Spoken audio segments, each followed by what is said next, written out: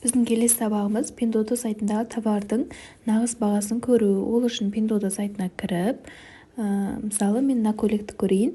Осы көйлектің үстінен басамын да, нағыз бағасын көру үшін астындағы қызыл батырманы басамын. Осы жерде мен мысалы мына розовый көйлекті таңдаймын және 73-ші размерді таңдаймын. Міне, сол кезде 18-де 91 юань шығады. Бұл товардың нағыз бағасы. Енді бұл товардың бағасы қанша теңге болғанын көру үшін біз Google-ға кіреміз. Сол Google-ға жазамыз юань в теңге деп. Сол жерде нағыз теңгесін шығарып береді. Мысалы жазамыз 18-де 91 деп жазамыз. Міне 1233 теңгеге осы көйлекті мен ала аламын. Енді Pinduoduo сайтына біз карта тіркейміз. Ол үшін менің деген бетке барып, осыны басамыз. Одан кейін сіздерде мына баспаймыз. Бұларды ең астындағысын басамыз. Осы жерге сіздің карточкаңыздың номерін жазамыз. Карточканың бетінде тұратын номерді жазамыз осы жерге. Кейін қызыл батырманы басамыз. Одан кейін мына жерге аты жөніңізді жазасыз. Карточканың бетінде қалай тұр, солай жазамыз. Яғни үлкен әріптермен ағылшынша жазамыз.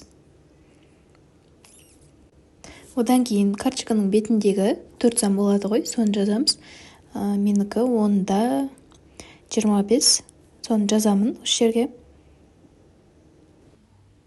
Енді оның астында карточкаңыздың артыңызда 3 сан болады ғой, соны жазамыз осы жерге. Міне осылай шығады. Яғни сіз осы жерге өзіңіздің пароліңізді жазып қоясыз. Яғни сіз әр товарға төлем жасаған сайын осы парольді сұрайды. Сол үшін бір жерге жазып қойғандарыңыз дұрыс болады. Біздің келесі сабағымыз товардың весін қалай сұрау керек. Ол үшін Pinduoduo сайтына кіреміз. Бір товар таңдаймыз. Мысалы мен аяқ киім таңдайын. Осы жерден астында тұрған 3 батырманы айта кетейін. Ол біріншісі осы магазинді көре аласыз. Екіншісі лайк басып, осы товарды избранныйға сақтай аласыз. Ал үшіншісі ол продавецпен сөйлесе аласыз. Міне осылай кіреміз да. Енді жаңа переводчикқа барамыз. Орысша осылай жазып аламыз да. Енді осыны скопировать етіп аламыз. Енді осылай ставить етеміз да. Продавецтен товардың весін сұрайтын боламыз. Кейін ол кісі жазғаннан кейін скриншоттап аламыз да, жаңа переводчикқа салып аударатын боламыз. Енді біз Pinduoduo сайтынан 9-9 таблицасын үйренетін боламыз. Ол үшін Pinduoduo сайтына кіріп, мына жерде 9-9 дегенге кіреміз.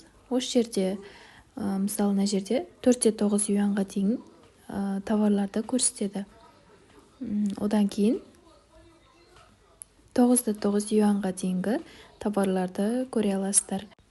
Және де бағасы 19-9 юаньға дейін товарларды көре аласыздар осы жерден.